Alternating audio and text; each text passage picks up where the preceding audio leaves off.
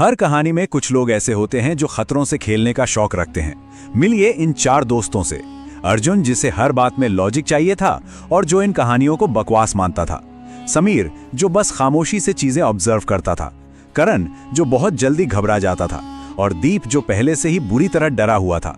बारिश और कड़कड़ाती बिजली वाली एक डरावनी रात में अर्जुन के ओवर कॉन्फिडेंस ने इन चारों को उस हवेली के अंदर जाने पर मजबूर कर दिया।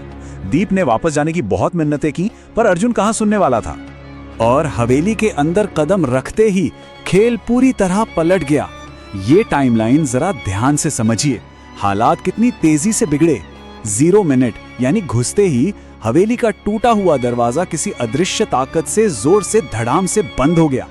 ठीक 1 मिनट बाद ऊपर से छन छन छन पायल की खौफनाक आवाजें आने लगी। समीर ने टॉर्च जलाई पर कुछ नहीं दिखा। दूसरे मिनट में दीवार पर एक बिना चेहरे वाली औरत की परछाई उभर आई। और तीसरे मिनट तक आते आते हवेली का पूरा आर्किटेक्चर यानी उसका नक्शा ही पूरी तरह बदल चुका था। भागो! जब हालात इतने भयानक हो जाएं, तो इंसान और क्या करेगा। करण की ये चीख उस शुद्ध दहशत को दिखाती है जो उन चारों के अंदर घर कर चुकी थी। वे सीढ़ियों की तरफ भागे, लेकिन जिस रास्ते से वे आए थे वो अब वहां था ही नहीं। और तभी उन्होंने उस भयानक एंटिटी को साक्षात देखा। लंबे बाल, सफेद साड़ी और एक ऐसी औरत जिसका कोई चेहरा ही नहीं था। ये कोई भ्रम नहीं था, ये बिल्कुल साक्षात खड़ा एक खौफनाक सच था। लेकिन असली दिमागी खेल तो अब शुरू हुआ था, जब हवेली का रास्ता बदल गया और उनके सामने सिर्फ एक ही दरवाजा बचा, जिस पर खून से लिखा था कि आखिरी कमरा मत खोलना। दीप तो रोने लगा कि अब सब मारे जाएंगे। तभी उस बंद दरवाजे के पीछे से एक बेबस लड़की की आवाज आई, मुझे बाहर निकालो। कितना भयानक जाल है ये। डर और हमदर्दी का फायदा उठाकर शिकार को खुद चलकर मौत के मुंह में बुलाने का एक परफेक्ट तरीका। और यहीं अर्जुन ने हिम्मत तो दिखाई, लेकिन वो उसकी जिंदगी की सबसे भयंकर भूल साबित हुई। उसने वो आखिरी दरवाजा खोल दिया। अंदर सब कुछ घुप अंधेरे में डूबा था। बीच में रखा था सिर्फ एक पुराना आईना।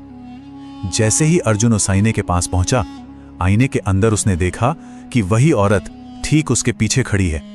उसकी आंखें पूरी तरह से सफेद थीं, गर्दन टूटी हुई थी और चेहरे पर एक बेहद खौफनाक मुस्कान थी। तुमने मुझे जगा दिया। उस भयानक सन्नाटे को चीरते हुए उस औरत ने बस इतना कहा।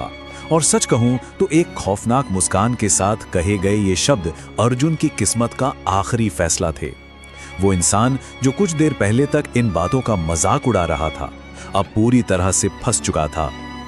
कभी कभी दबी हुई चीजों को सोता हुआ छोड़ देना ही सबसे बेहतर होता है ना। अचानक छनाक वो पुराना आईना एक भयानक धमाके के साथ टूट गया और उस घुप अंधेरी हवेली में जोर जोर से चीखें गूंजने लगी। आईने का टूटना महज कांच का टूटना नहीं था, ये उस डरावनी रात का खौफनाक क्लाइमैक्स था।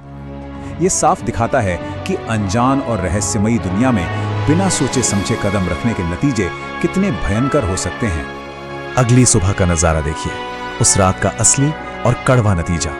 एक तरफ वो 4 उत्सुक दोस्त जो पूरी एनर्जी के साथ हवेली में घुसे थे सच जानने के लिए, और दूसरी तरफ हवेली के बाहर गांव वालों को सिर्फ 3 लोग मिले, वो भी पूरी तरह से बेहोश। अर्जुन का कहीं नामो निशान नहीं था। वो हमेशा के लिए रहस्यमयी तरीके से गायब हो चुका था। इसमें एक अजीब सी भयानक विडंबना है।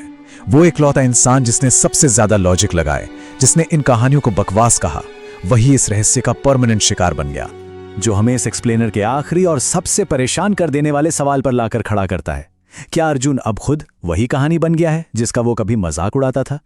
क्योंकि आज उस हवेली के आखिरी कमरे से अब किसी औरत के रोने की आवाज नहीं आती, बल्कि एक छोटे लड़के की आवाज आती है जो कहता है, दरवाजा मत खोलना। जरा सोचिए, क्या अर्जुन अब हमेशा के लिए उस हवेली में कैद हो गया है, दूसरों को उसी गलती से बचाने के लिए? कुछ दबे हुए रहस्यों को बाहर निकालने की कीमत सच में बहुत बड़ी होती है। आज की इस चर्चा के बाद एक बात तो तय है, कुछ दरवाजे वाकई में हमेशा बंद ही रहने चाहिए।